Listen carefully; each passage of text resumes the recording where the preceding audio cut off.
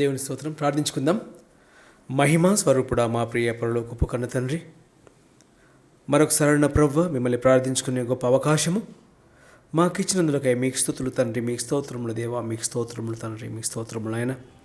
గడిచిన వారమంతన ప్రభువా మీ యొక్క మహిమగల రెక్కల చాటున కాపాడి భద్రపరిచినందులో కానీ మీకు స్తుతులు స్తోత్రములు చెల్లించుకుంటున్నాము తండ్రి. ప్రభువా మీరు ఇచ్చిన యొక్క గొప్ప సమయంలో మరి తండ్రి మీ మాటలు మేము ధ్యానం చేసుకొని చుండగా ప్రతి ఒక్కరితో మాట్లాడి ఆత్మీయంగా బలపరచమని పెడతా ఉన్నాం తండ్రి. ప్రభు ఇక్కడ కూడి ఉన్న బిడ్డలను సోషల్ మీడియాలో వీక్షిస్తున్న మా ప్రియులందరినీ, ఆయా ప్రాంతాలలో ఉన్న తండ్రి మా సంఘ సభ్యులను, ఇక్కడ మా మధ్యలో లేని వారిని కూడా మీ కృపలో కాపుదల్లో తను జ్ఞాపకం చేస్తూ ప్రతి ఒక్కరిని బలపరచుమని, ఆత్మీయంగా తను నడిపించుమని, ఈ కార్యక్రమం అంతట్లో తండ్రి మీ మహిమార్థమై జరిగించుమని క్రీస్తు వారి శ్రేష్టమైన నామంలో ప్రార్థించి అడిగి వేడుకొనుచున్నాం తండ్రి. ఆమెన్. దేవునికి స్తోత్రములు. ప్రభువైన యేసుక్రీస్తు వారి అతి పరిశుద్ధమైన నామంలో మీ అందరికీ వందనములు, శుభములు తెలియజేస్తున్నాను. దేవుని ప్రియులారా, మరి ఈనాడు చాలామంది పరిశుద్ధ గ్రంథాన్ని చదివినప్పుడు కానివ్వండి, లేదా కొన్ని ఉపదేశాలు విన్నప్పుడు కానివ్వండి, దేవుడు మనిషిని నరకం పంపడం మరి ఇదేమైనా బాగుందా, ఈ మనిషిని దేవుడు నరకానికి పంపడం ఏం బాగలేదు, దేవుడు ఈ ప్లాన్ మార్చుకుంటే బాగుండు అనుకుంటారు.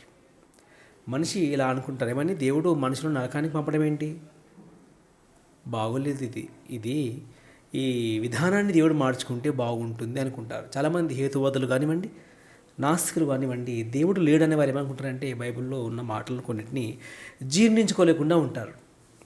వారు ఏమంటారంటే మనుషులను దేవుడు నిర్మించుకొని మరి వారిని నరకాగ్నిలో వేయడం ఇది దయనీయంగా ఉంది, కనుక దేవుడే ఒకవేళ అతని తలంపులు మార్చుకుంటే బాగుంటుంది అనుకుంటారు. అప్పుడప్పుడు నాకు కూడా అనిపించేది, నిజంగా దేవుడు ఆ ఒక్క ప్లాన్ మారిస్తే బాగుంటుందేమో అని. దేవుడు ఒక్క డిసిజన్, ఏంటి, నరకం పంపించే డిసిజన్, అది ఒక్కటి తీసేస్తే దేవుడు ఎంత మంచి దేవుడు అనుకుంటాం. నిజంగానే దేవుడు మనం చెప్తే వినేటంత స్టేజ్లో దేవుడు ఉండడు. దేవుడు మహాజ్ఞాని. మనం చెబితే దేవుడు విని ప్లాన్ మార్చుకుంటే అతను దేవుడే కాదు కదా, అతను దేవుడే కాదు. మనిషి మాటను విని దేవుడు మారిపోతే అతను దేవుడు అవుతాడా? మనుషులు ఇలా ఆలోచిస్తారు. నిజంగా దేవుడు ఒక్కటి మాత్రం నిజంగా ప్లాన్ మార్చుకుంటే దేవుడు అంటే నాకు ఎంత ఇష్టమో అనుకుంటారు. రిస్ట్రిక్షన్స్ అంత ఇష్టపడరు. దొంగకు చట్టం అంటే ఇష్టం ఉండదు, అసలు దొంగకు కాన్స్టిట్యూషన్ అంటే ఇష్టం ఉండదు. ఉరిశిక్ష చేస్తారా అనుకుంటాడు. నేనేం చేశాను, నాకు ఉరిశిక్షణ అంటాడు. చేసేటప్పుడు ఆలోచించాలి నువ్వేం చేస్తున్నావో. చాలామందిని ఉరిశిక్షను శిక్షించే ముందు, ఆ ఉరిశిక్షను అమలు చేసే ముందు చాలా ఉంటాయి ఆర్గ్యుమెంట్స్. మ్యాక్సిమం అతను కాపాడడానికి చూస్తారు, చట్టం కాపాడుతుంది. ఇక తప్పదన్నప్పుడే శిక్షిస్తారు. జిల్లా కోర్టు, హైకోర్టు, సుప్రీంకోర్టు దాకా ఉంటుంది. అక్కడికి పోయిన తర్వాత కూడా లాస్ట్కి ప్రెసిడెంట్ ఆఫ్ ఇండియా అడ్డం వస్తాడు, పోనీలే వదిలేయండి అంటాడు. అతను కూడా క్షమించటం లేదంటే అతను ఎంత పెద్ద తప్పు చేస్తే అతనికి మరి ఉరిశిక్ష వేస్తారో ఆలోచించాలి. సో శిక్ష ఉంటే మనిషికి ఏముంటుంది, భయం ఉంటుంది. చట్టమే లేకపోతే మనిషికి అసలు భయం ఉండదు. నడుచుకుంటూ పోతే నిలువు దోపిడీ చేస్తారు. మంచి బంగారు నగతో వెళ్తున్నావు, మెల్లగా వెనక నుంచి వస్తాడు, తెంపుకొని పోతాడు. అదే చట్టం ఉంటే అమ్మో, చైన్ స్నాచింగ్ నేరం, ఏం చేస్తారు పోలీసులు, పట్టుకుపోయేసి జైల్లో పెడతారు. ఆ జైల్లో ఏముంటుంది, పనిష్మెంట్.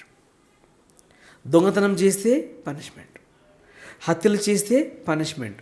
ఈ చట్టమే లేకపోతే, కాన్స్టిట్యూషన్ లేకపోతే మనుషులకు భయం ఉండదు. అలాగని దోషులను శిక్షించరా అంటే శిక్షిస్తారు.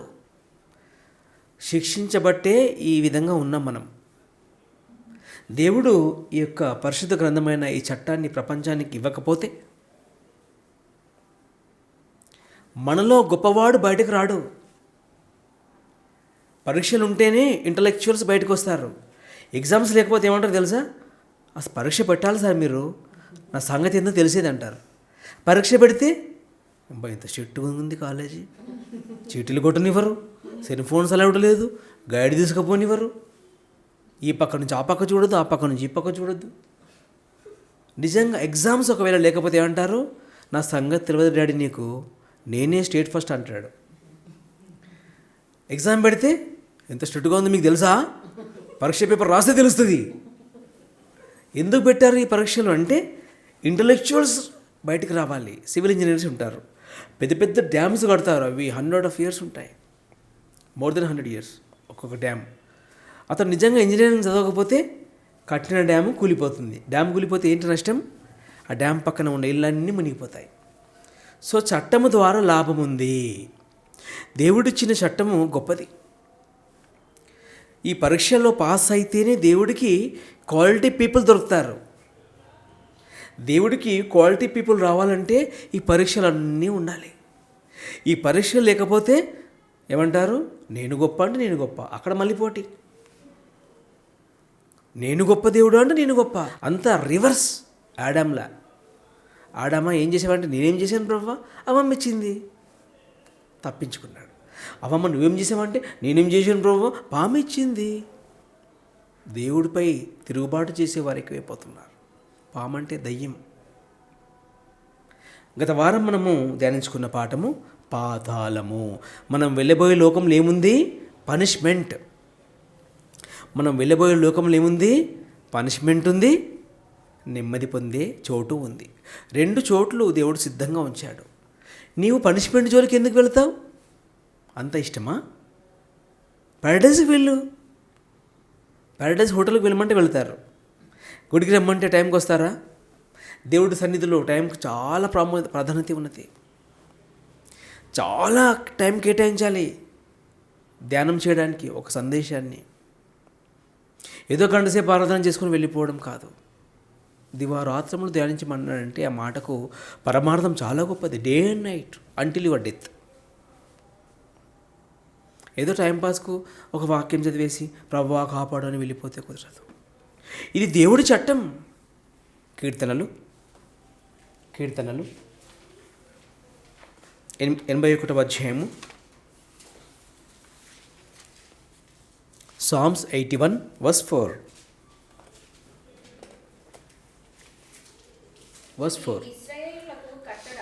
ఇశ్రాయేలీయులకు కట్టడా.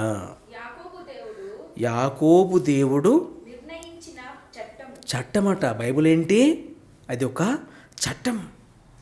బైబుల్ని మనం ఎలా గౌరవించాలి, దీన్ని గౌరవిస్తేనే, ధర్మాన్ని నీవు కాపాడితే ధర్మం నిన్ను కాపాడుతుంది. చట్టాన్ని నువ్వు గౌరవిస్తే చట్టం నిన్ను కాపాడుతుంది. చట్టాన్ని మనం గౌరవిస్తే అది నిన్ను కాపాడు, ధర్మాన్ని నువ్వు కాపాడు. దీన్ని మనము పబ్లిసిటీ చేయాలి. బైబిల్లోని మాటలన్నీ ప్రపంచానికి అందించాలి. ప్రపంచానికి దేవుని చట్టం తెలుస్తుంది.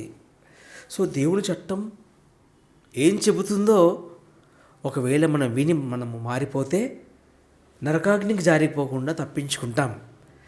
లేకపోతే ఏ అవగాహన లేకపోతే మన ఆయుష్ అయితే ఖర్చు అయిపోతానే ఉంది. మనకు ఆయుష్ పెరుగుతుందో తగ్గుతుందో చెప్పండి. 1 తిమోతి చాప్టర్ 1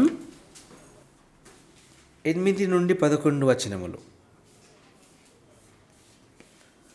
చట్టము దేవుడిచ్చాడు. ఈ ప్రపంచ మానవాళికి ఏమిచ్చాడు, బైబుల్ అనే చట్టం ఇచ్చాడు. ఈ చట్టాన్ని ఇవ్వడం వెనుక దేవుడి ఉద్దేశం ఏంటో తెలుసుకుందాం. శ్రీమంతుడగు దేవుడు నాకు అప్పగించిన ఆయన మహిమగల సువార్త ప్రకారము ధర్మశాస్త్రము చట్టాన్ని దేవుడు ఎందుకు ఇచ్చాడట, ధర్మ విరోధులు ఎక్కువైపోతే దేవుడు ఏమిచ్చాడు, ది లా. స్పీడ్ బ్రేకర్స్ ఎందుకు వేస్తారో తెలుసా, అక్కడ చాలాసార్లు యాక్సిడెంట్స్ అయితే కాళ్ళు చేతులు విరిగిపోతూ ఉంటే అప్పుడు వస్తుంది ఏంటి, స్పీడ్ బ్రేకర్. స్పీడ్కు బ్రేక్ వేసేదే స్పీడ్ బ్రేకర్. ఈ చట్టం ఎందుకు ఇచ్చాడు దేవుడు, ధర్మశాస్త్రం ఎందుకు ఇచ్చాడు, ధర్మ విరోధులకు. నీవు మంచివాడవా, ఓకే. నీవు మంచివాడవా, భక్తుడివా, ఓకే. నువ్వు దీన్ని ప్రేమిస్తావు, గుండె కత్తుకుంటావా, ఎంత బాగుంది. నువ్వు దొంగోడివా, అమ్మో బైబిల్ వద్దు. నువ్వు చెడ్డోడివా, అమ్మో బైబిల్ వద్దు. వరల్డ్ వైడ్గా ప్రపంచంలో ఎక్కువ శాతం అమ్ముడుపోయిన గ్రంథమే ది హోలీ బైబిల్. దీని మీద చాలామందికి జలసి ఎందుకు? దీన్ని ఎక్కువ మంది కొంటున్నారట, ఎక్కువ మంది చదువుతున్నారట. దీన్ని కాల్ చేస్తే పని అయిపోతుంది అనుకుంటాడు మతోన్మాది. దీన్ని ఎవ్వరు ఆపలేరు. ఈ ప్రింటింగ్ని ఎవరు ఆపలేరు, దీన్ని చదివే వారిని ఎవ్వరు ఆపలేరు. ప్రపంచవ్యాప్తంగా గిన్నీస్ బుక్లో ఎక్కువ మనుషులు చదివిన గ్రంథం ఏదైనా ఉందంటే అది ది హోలీ బైబులే. ఎక్కువ ముద్రించిన పుస్తకం ఏదైనా ఉందంటే అది ఈ హోలీ బైబులే. అందుకని ఇదంటే అందరికీ జలసి. ప్రత్యేకంగా దయ్యంగాడికి చాలా కోపం, ఇది చదవనివ్వడు. చదువుదామంటే ఫ్రెండ్స్ ఫోన్ చేస్తారు, చదువుదామంటే ఫ్రెండ్స్ వస్తారు, చదువుదామంటే ఎన్నో అడ్డంకాలు. బైబుల్ చదవడం అంటే అంత ఆషామాషి కాదు. చాలా ఫోకస్ చేస్తూ అవ్వాలి. దేవుడు ఎందుకు ఇచ్చాడు ఈ చట్టాన్ని? చదవండి. ధర్మశాస్త్రము ధర్మ విరోధులకును, అవిధేయులకును, భక్తిహీనులకును, పాపిష్టులకును, అపవిత్రులకును, మతదూషకులకును, పితృహంతకులకును, మాతృహంతకులకును, నరహంతకులకును, వ్యభిచారులకును, పురుష సంయోగులకును, మనుష్యచోరులకును, అబద్ధికులకును, అప్రమాణికులకును, హితబోధకు విరోధి అయిన వాడు మరి ఎవడైనా ఉండిన ఎడల అట్టివానికే ఈ చట్టం దేవుడిచ్చాడు. అందుకని ఈ క్యారెక్టర్ పీపుల్ దీని జోలికి రారు. దీని జోలికి ఎవరు రారు? ఈ లిస్ట్లో ఉన్నారు వారు రారు.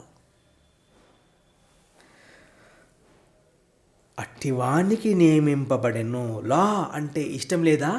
నీది ఏదో క్యారెక్టర్ దీంట్లో ఉంటుంది, ఈ లిస్ట్లో ఏదో క్యారెక్టర్ నీలో ఉంటుంది. అప్పుడు నీకేమి ఇష్టం ఉండదు? దేవుని చట్టం ఏంటి? ఇవన్నీ ఇలా ఉన్నాయి, నరకాన్ని తీసేయాలి దేవుడు, ఓన్లీ పరలోకి ఉంచాలి. దేవుడు 2 ఇచ్చాడు. ఏమిచ్చాడు దేవుడు? 2 ఇచ్చాడు. పారడైజ్ ఇచ్చాడు, హెల్ ఇచ్చాడు. నువ్వు సెలెక్ట్ చేసుకొని రా. ఆపర్చునిటీ నీ ముందు పెట్టాడు, చెప్పాడు. అక్కడ వెదర్ ఏంటో గత వారం విన్నాం. వెదర్ ఏమైనా బాగుందా? అక్కడ భౌగోళిక వాతావరణం అంతా ఒకటే టెంపరేచర్. ఎలా ఉంది? అంతా కూడా ఫైర్, అగ్ని.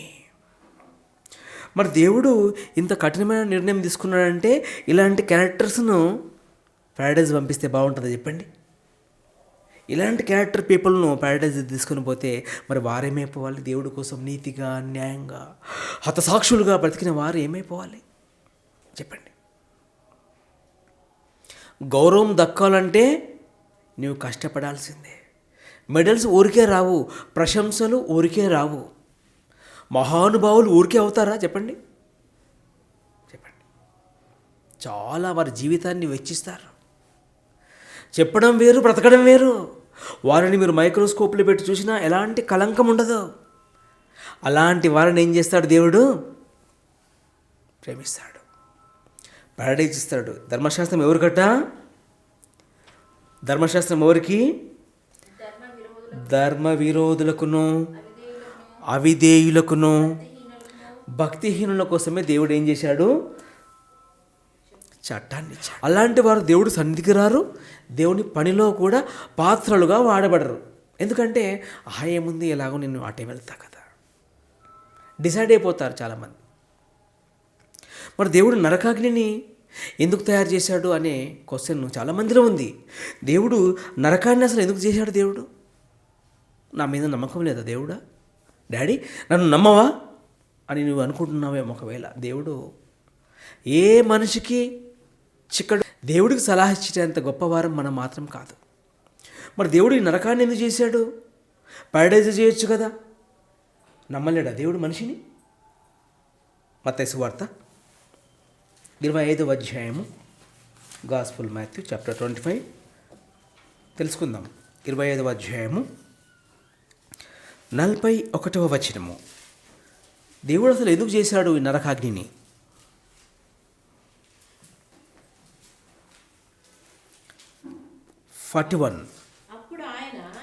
అప్పుడు యేసుక్రీస్తు ప్రభువు ఎడమ వైపున ఉన్న వారిని చూచి ప్రభు ఏమంటున్నాడు? వర్స్ 25 వర్స్ 41 గాస్పుల్ మాథ్యూ ఏమంటున్నాడు? శపింపబడిన వారలారా, నన్ను విడిచి అపవాదికిని, అపవాదితో పాటు ఉన్న వాని దూతలకును సిద్ధపరచబడిన, ఎక్కడ ఇవ్వమంటున్నాడు యేసుక్రీస్తు? ఎవరి కోసం సిద్ధం చేశారంట ఈ వంట? దాబాకా రోటీ. దాబాలో తెలుసా దాబా ఎలా ఉంటుంది? కొలిమిలా ఉంటుంది. ఆ కొలిమి మనం గత వారం విన్నాం. నరకం ఎలా ఉంటుందంట? కొలిమిలో చూస్తే మంట మండుతూనే ఉంటుంది. ఆ కొలిమిలో రోటీ వేస్తాడు దాబావాల, తందూరి రోటీ. దాన్ని తింటాం మనం. నాకు ఎప్పుడు దాబా హోటల్ పోయినా ఆ బైబిల్ గ్రంథం మాటలు, బైబిల్లోని మాటలు గుర్తుకొస్తాయి. కొలిమి అంటే నరకం ఇలా ఉంటుందా? దాంట్లో మనల్ని వేస్తాడా? అమ్మో, దాంట్లో వేస్తారట కొలిమిలో. ఏమంటున్నాడు? శపింపబడిన వారలారా, నన్ను విడిచి అపవాదికిని వాని దూతలకును సిద్ధపరచబడిన నిత్యాగ్నిలోనికి పోవుడి. ఎవరి కోసం సిద్ధపరచారంట దేవుడు? మన కోసం కాదు. దేవుడు ఎంత మంచి దేవుడు. నీకు నరకం లేదు దేవుని ప్రియ బిడ్డ.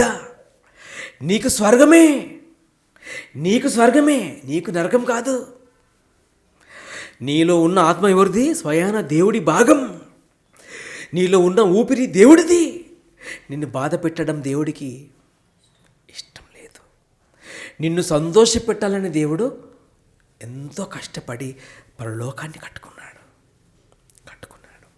పరలోకం దేవుడు నిర్మించుకున్నాడు. దేవుడు నిన్ను నిర్మించుకున్నాడు. నీ వస్తావని దేవుడు ఏం చేశాడు? పరలోకాన్ని సిద్ధపరచుకున్నాడు. విశ్వాసులు తన్నైన అబ్రహాం గారు దేన్ని చూశాడు? ఆకాశం వైపు చూసి నక్షత్రములను లెక్కబెట్టమంటే ఏం చేశాడు? నక్షత్రాలు నాకొద్దు, ఆకాశం పైన దేవుడా నీవు నాకు దొరికితే చాలనుకున్నాడు. ఎక్కడికి చూడమంటే ఎక్కడ చూశాడు చూడండి. ఆకాశం వైపు చూసి నక్షత్రాలు లెక్కబెట్టి అంతమంది పిల్లల్ని ఇస్తానంటే పిల్లలు ఇవ్వకపోయినా పర్వాలేదు తండ్రి, నీవు నాకు దొరకాలి అనుకున్నాడు. టార్గెట్ అక్కడ పెట్టాడు. ఎక్కడికి? ఆకాశము దాటిపోయాయి. ఎవరి చూపులు? అబ్రహాం గారి చూపు. అతనికి తెలుసు, నాకు దేవుడు నరకం ఇవ్వడు, నాకేమిస్తాడు? దేవుడు పునాదులు గల పట్టణం కట్టుకుంటున్నాడు, అవి నాకు దొరకాలి. దేవుడు ఎంత గొప్ప దేవుడు! మనుషులతో చెప్పించుకునేవాడు దేవుడు కాదు. చాలామంది అంటారు, నరకం దేవుడు ఎందుకు పెట్టాడు? ఎందుకు పెట్టాలి? నీకోసం పెట్టలేదు తమ్ముడు, నీకు పరలోకం సిద్ధపరిచాడు. నువ్వు వెళతామంటున్నావు, నీకు వెళతామనే ఆశ ఉంటే వెళ్ళు. ఏమంటున్నాడు? శపింపబడిన ఓ జాతి అంటున్నాడు. దేవుడు ఎప్పుడు బ్లెస్సింగ్స్ ఇచ్చేవాడే. బ్లెస్సింగ్స్ ఇచ్చి ఇచ్చి ఇచ్చి ఇచ్చి ఏం చేస్తాడు? లాస్ట్కు వెళ్ళిపో అంటాడు. ముందు బ్లెస్సింగ్స్ చేస్తాడు దేవుడు. శపింపబడిన వాళ్ళారా, నన్ను విడిచి అపవాదికిని వాని దూతలకును సిద్ధపరచబడిన నిత్యాగ్నిలోనికి. ఇప్పుడు నరకం ఎవరు చెప్పండి? దేవుడు ఎవరి కోసం తయారు చేశాడు నరకం? చెప్పండి. దయ్యాలకు. దేవుడు మనల్ని చాలా ప్రేమించాడు. ప్రేమించిన దేవుడు మనల్ని అగ్ని వేస్తాడు. చెప్పండి, వేస్తాడు. ఎప్పుడు వేస్తాడు? మనం దేవుని ప్రేమించకపోతే వేస్తాడు. దేవుడు అగ్నిలో ఎప్పుడు వేస్తాడు? ఒక ధనవంతునితో అబ్రహాం గారు ఏం మాట్లాడాడు? కుమారుడా, నీవు అసలు అక్కడికి ఎందుకు పోయావో తెలుసారా? నీకు నువ్వేం చేసావో తెలుసా? నీకు ఇచ్చిన ఆయుష్కాలం అంతా ఏం చేశావు? ఇష్టానుసారంగా బ్రతికావు కదా. దేవుణ్ణి అసలు లెక్క పెట్టావా? నీకు అందుకే తగిన శాస్త్ర జరిగింది. దయ్యాలున్న చోటుకి వెళ్ళావు నీవు అని గత వారం విన్నాం. సో దేవుడు నరకాగ్నిని ఎవరి కోసం తయారు చేశాడు? మరి మన కోసం ఏం తయారు చేశాడు? యెషయా గ్రంథము. మన కోసం దేవుడు ఏం తయారు చేశాడు? యెషయా గ్రంథము 45వ అధ్యాయము యెషయా గ్రంథం 45వ అధ్యాయము. యెషయా గ్రంథం 45వ అధ్యాయము 18. ఆకాశములకు సృష్టికర్తయగు యెహోవాయే దేవుడు. దేవుడు భూమిని కలగజేసి దాన్ని సిద్ధపరిచి స్థిరపరచెను. నిరాకారముగా నున్నట్లు దేవుడు దానిని సృజింపలేదు. నివాస స్థలమాగునట్లు దేవుడు సృజించెను. దేవుడు ఏం చేశాడు? దేవుడు దేన్ని సిద్ధపరిచాడు? సృష్టికర్త యెహోవాయే దేవుడు. ఆయన భూమిని కలగజేసి దాన్ని సిద్ధపరిచాడు. దేవుడు నరకాన్ని సిద్ధపరచలేడు మన కోసం. దేవుడు ఏం చేశాడు? భూమిని సిద్ధపరిచాడు మన కోసం. నరకాగ్నిని ఎవరి కోసం సిద్ధపరిచాడు? నీ కోసం మాత్రం కాదు. తప్పుపట్టకు దేవుణ్ణి. దేవునితో వైరం పెంచుకొని దేవునిని ప్రేమించక ధర్మ విరోధిగా బ్రతికితే వారిని బంధించటానికి, శిక్షించటానికి నరకాగ్నిని తయారు చేశాడు. అదే పాతాళ లోకంలో నివేదనకరమైన స్థలం. కానీ అనుకోకుండా ఆ దయ్యంగాడు మనుషులను తీసుకుని వెళ్తున్నాడు. టూరిస్ట్ వీసాలో తీసుకుని వెళ్తారు కదా, దేశం చూపిస్తారా అని. దయ్యంగాడు తీసుకుని వెళ్ళి అక్కడే పెట్టేసుకుంటున్నాడు. శుభ్రంగా వెళుతూనే ఉన్నారు. చాలామంది ఏమంటారంటే, అక్కడికి వెళ్ళిన తర్వాత చూద్దాంలే, ఏదైనా చిట్కా పని చేయకపోతుందా అనుకుంటారు. అక్కడికి వెళ్ళిన తర్వాత ప్రభా నాదేందో ప్రభా, ఇంత అన్యాయం ఇది, ఇక్కడికి వచ్చి పడ్డాను ప్రభా అని ఏదో ఉపాయంతో తప్పించుకుందాం అనుకుంటారు చాలామంది. అంటే దేవుడికి తెలీదా నీ మనసులో ఏముందో? తెలీదా? మన ఉపాయాలు అక్కడికి వెళ్తాయా? సో నరకాగ్నిని దేవుడు ఎవరి కోసం తయారు చేశాడు? మన కోసం మాత్రం కాదు. మన కోసం ఏం తయారు చేశాడు? పరలోకం. ధర్మశాస్త్రాన్ని ఎవరు ఇష్టపడరు? ధర్మ విరోధులు ఇష్టపడరు. ఎందుకు? వారికి ధర్మ విరోధ కార్యక్రమాలు చాలా ఇష్టం. వారికి ఆ చట్టం అంటే గౌరవం ఉండదు. కారణం ఏంటి? అమ్మో చట్టం ఎందుకు వచ్చిందా? చట్టం ధర్మాన్ని నువ్వు కాపాడితే ధర్మం నిన్ను కాపాడుతుంది. ఈ చట్టాన్ని నువ్వు గౌరవిస్తే, నీ కుటుంబం గౌరవిస్తే, కొన్ని కుటుంబాలు గౌరవిస్తే, ఈ కుటుంబాలు ఎంత బాగుంటాయి. ఇవన్నీ కూడా పరలోకం వెళ్ళిపోయే కుటుంబాలు. అగ్నిని దేవుడు మన కోసం మాత్రం సిద్ధపరచలేడని ఒక క్లారిటీ వచ్చింది. మరి ఎవరి కోసం చేశాడు? అపవాది. ధర్మ విరోధులు ఇప్పుడు ఎక్కడికి వెళతారు చెప్పండి? కళ్ళు మూసుకొని దయ్యాలున్న చోటికి వెళతారు. ధర్మ విరోధులు ఎక్కడికి వెళ్తారు? దయ్యాలున్న చోటికి. మరి దేవుడు మనకేమిచ్చాడు? భూమి. ఆకాశములకు సృష్టికర్త యెహోవాయే దేవుడు.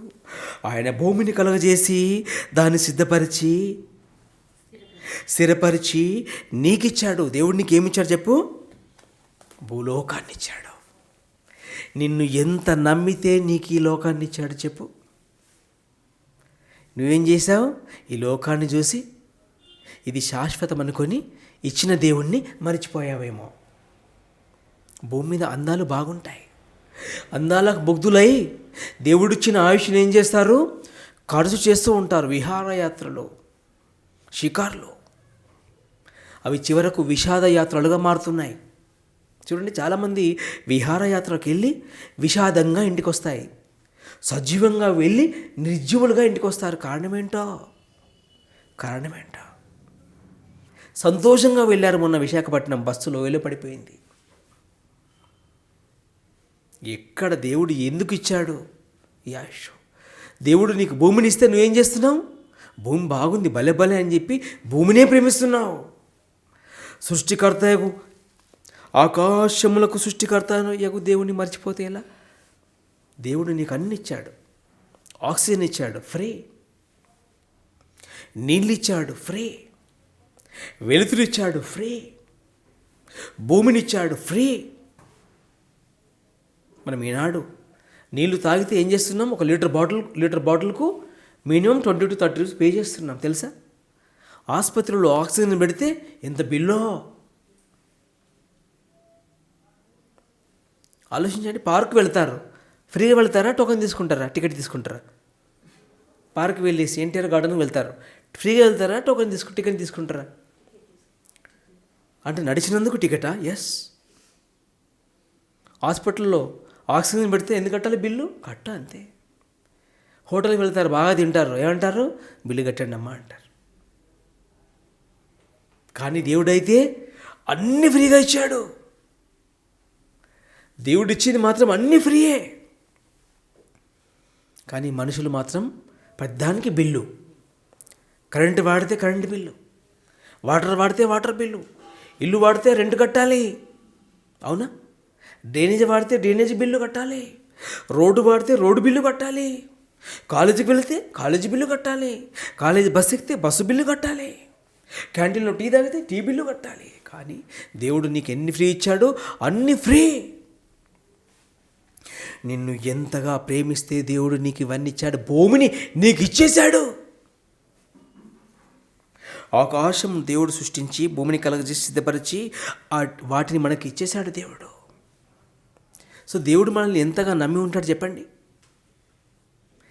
నమ్మక ద్రోహం చేస్తే ఏం చేయాలి చెప్పండి? ఇప్పుడు నమ్మి మీకు అందించిన తర్వాత నమ్మక ద్రోహం చేస్తే, ధర్మానికి విరోధిగా జీవిస్తే, ధర్మశాస్త్రాన్ని గౌరవించకపోతే, ధర్మానికి విరోధిగా బ్రతికితే ఎక్కడికి పంపాలి? ప్యారడైజ్గా చెప్పండి.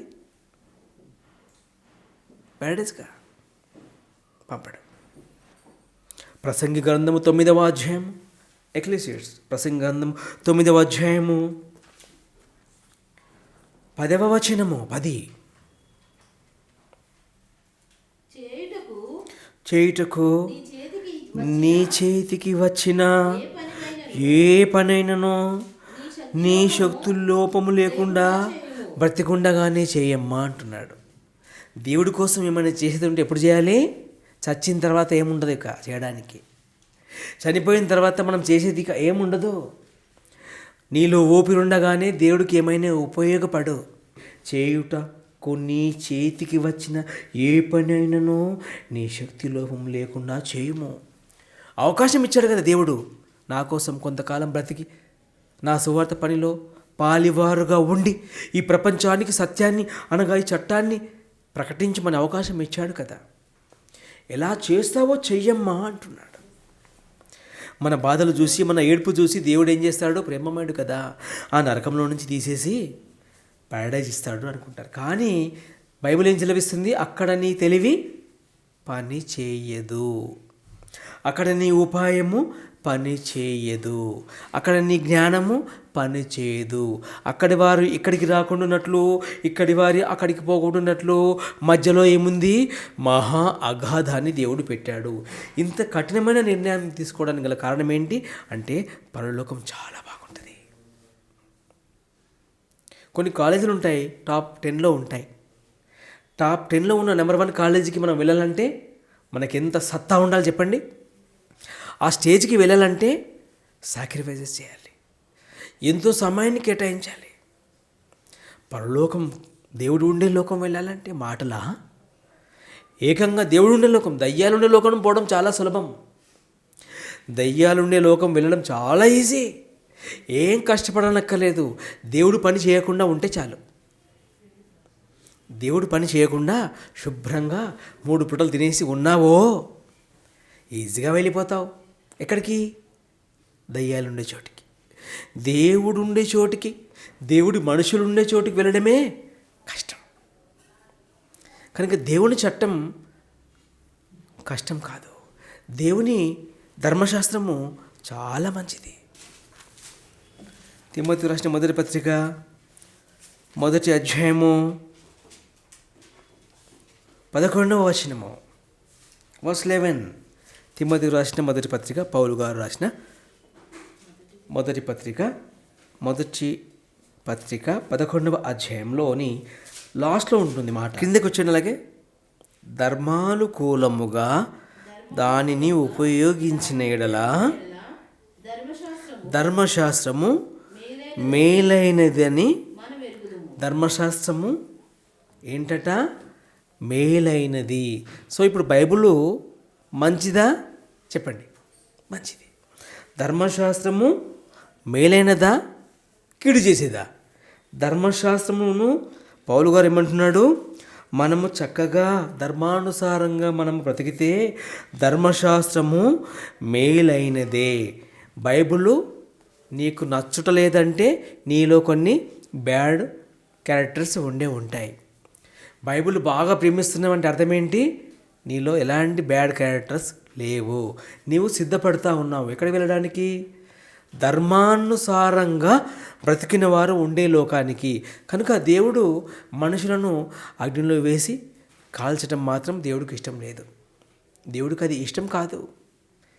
దేవునికి వ్యతిరేకంగా ఆనాడు దేవదూతలు తప్పు చేస్తే వాటికి పనిష్మెంట్ ఇవ్వడానికే నరకాగ్నిని పంపించాడని యేసుక్రీస్తు ప్రభువు చెప్పాడు. ఏమని? అపవాది కోసం సిద్ధపరిచిన నరకాగ్నికి మీరు కూడా పోతారా? పోండి. దేవుడైతే నరకాగ్నిని ఎవరి కోసం ఇచ్చాడు? అపవాది కోసం ఇచ్చాడు. అపవాది కోసం ఇచ్చిన నరకాగ్నికి పోతే అది మీ ఇష్టమే, నా ఇష్టం కాదు. నేనైతే మీకోసం పరలోకాన్ని సిద్ధపరిచాను. 6వ అధ్యాయము మత్తయి సువార్త 6వ అధ్యాయము 10వ వచనము. 9, 10 కలిసి ఉంటాయి. పరలోకమందున్న 10వ వచనం. పరలోకమందున్న మా తండ్రి, నీ నామము పరిశుద్ధపరచబడునుగాక. నీ రాజ్యము వచ్చుగాక. నీ చిత్తము పరలోకమందు నెరవేర్చినట్లు భూమి అందును. దేవుని చిత్తం ఎక్కడుందట? దేవుని ఇష్టం ఎక్కడుంది? పరలోకములో ఉంది. నీ చిత్తము పరలోకమందు నెరవేర్చినట్లు. సో దేవుని లా ఎక్కడుంది? పరలోకములో ఉంది. భూమి అందు కూడా నెరవేరునుగాక అన్నాడు. యేసుక్రీస్తు అంటున్నాడు. యేసుక్రీస్తు కోరిక ఏంటి? పరలోకంలో ఉన్న దేవుని చట్టము భూమి మీద కూడా ఉండాలనుకుంటున్నాడు. తప్ప? పరలోకంలో ఉన్న దేవుని చట్టమే భూమి మీద ఉండాలనుకుంటున్నాడు దేవుడు. అదేం తప్పు చెప్పండి? పరలోకంలో ఉన్న చట్టం యేసుక్రీస్తు ద్వారా దేవుడు భూలోకంలో ఉన్న వారికి కూడా బయలుపరిచాడు తన పరిశుద్ధ గ్రంథం ద్వారా. కనుక దేవుడు వాంటెడ్లీ ఎవరిని అగ్నిలోనికి వెళ్ళడానికి, నరకాగ్నిని దేవుడు సిద్ధపరచలేదు. దేవుడు మన కోసం పరలోక పట్టణాన్ని నిర్మించుకున్నాడు. ఆ నిర్మాణాన్ని కనుగొన్న విశ్వాస వీరులు పరదైసులో నెమ్మది పొందుతూ ఉన్నారు. యేసుక్రీస్తు 2వ రాకడ వరకు అక్కడ ఎదురు చూస్తూ ఉంటారు. యేసుక్రీస్తు 2వ రాకడలో వచ్చి వారందరినీ తీసుకొని పరలోకానికి వెళ్ళిపోతాడు. అప్పుడు ఎడమవైపు ఉన్న వారిని చూసేమంటాడు, శపింపబడిన వారలారా వెళ్ళండికా. మత్తయి సువార్త 25వ అధ్యాయము 40. అప్పుడు ఆయన ఎడమవైపున ఉండి వారిని చూచి, శపింపబడిన వారలారా, నన్ను విడిచి అపవాదికిని వాని దూతలకును సిద్ధపరచబడిన నిత్యాగ్నిలోనికి పోవుడి. ఆలోచించండి. ఎడమవైపు ఉందామా చెప్పండి? కుడివైపు ఉందామా? ఎడమవైపు ఉంటే నీ ఇష్టం.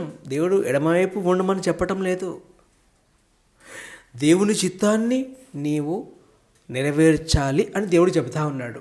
దేవుడి చట్టాన్నే పరిశుద్ధ గ్రంథం ద్వారా దేవుడు నీకు ఇచ్చాడు. నిజంగా దేవుడు ఇచ్చిన ఈ చట్టాన్ని ప్రపంచం ఒకవేళ అమరుపరచగలిగితే అసలు గొడవలు ఉన్నో తెలుసా? గొడవ కారణం ఏంటి? దయ్యం టెంప్ట్ చేస్తాడు. కొట్టుకో, తన్నుకో, జైలుకు పో. హంతకులు ఎలా అవుతారు? టెంప్ట్ అయిపోతారు, చంపేస్తారు. ఆ తర్వాత లైఫ్ పనిష్మెంట్, చిప్ప కొడు తినాలి. చట్టం వదిలిపెడుతుందా? వెంటాడి పట్టేం చేస్తుంది? జైల్లోకి పంపించేస్తుంది. ఈ చట్టమే నిన్ను వదలనప్పుడు దేవుని ప్రియ బిడ్డ, దేవుని చట్టం ఎలా వదిలిపెడుతుంది? దేవుడికి మనం చెప్పేటంత గొప్పవారం మనం కాము. దేవుడు నరకాగ్ని ఎందుకు పెట్టాలి అని ప్రశ్నించకు. అది నీ కోసం పెట్టలేదు దేవుడు, ధర్మ విరోధులకు పెట్టాడు. నువ్వు ధర్మ విరోధివా? ధర్మాన్ని ప్రేమించవా? దేవుణ్ణి ప్రేమించవా? ప్రేమించకపోతే నీ ఇష్టం. యోబు గ్రంథము 31.